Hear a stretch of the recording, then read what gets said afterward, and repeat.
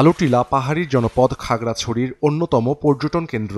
এখানে রয়েছে প্রাকৃতিকভাবে তৈরি হওয়া একটি রহস্যময় গুহা। রোমাঞ্চকর এ গুহার এক পাশ দিয়ে ঢুকে অন্য পাশ দিয়ে বের হওয়া যায়। এর পাহাড় চূড়া থেকে পুরো জেলা শহরকে দেখা যায়। রিসাং ঝর্ণা আরেকটি আকর্ষণীয় পর্যটন কেন্দ্র। প্রায় ১০০ ফুট উপর থেকে অবিরাম আছড়ে পড়ে স্বচ্ছ শুভ্র জলরাশি। পিচ্ছিল পাথরে করা যায় ওয়াটার রাইডিং।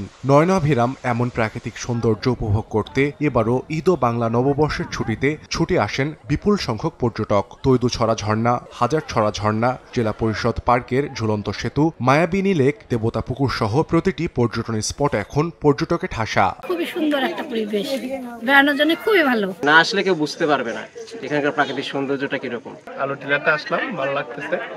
এরপরে আমরা ওই যে গুহাতে ঢুকবো, রিসাং ঝর্ণা আছে। বাচ্চাদের একটু বিনোদন দেওয়ার জন্য আসছি। পরিবারের সাথে এসে একটা সুন্দর সময় কাটাতে পারছি। 1, 2, 3 ঢাকায় জমি জিতে নিন 100% ক্যাশব্যাক সহ 20 কোটি টাকার পুরস্কার। এরই মধ্যে জেলার বেশিরভাগ হোটেল মোটেলের 60% বেশি রুম বুকিং হয়ে গেছে। পর্যটকদের নিরাপত্তায় কাজ করছে ট্যুরিস্ট পুলিশ। অনেক ভালো হচ্ছে, আশা রাখি আর ভালো হবে। ঈদ, পয়লা বৈশাখ, বিজয় একসাথে। পরিষ্কার পরিচ্ছন্নতা, নিরাপত্তা আমরা জোরদার করেছি। সিভিল পোশাকে আমাদের টিম সক্রিয় থাকবে।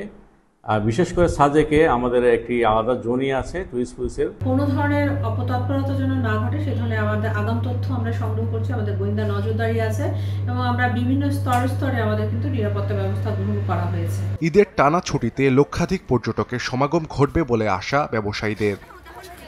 সময় সংবাদ, খাগড়াছড়ি।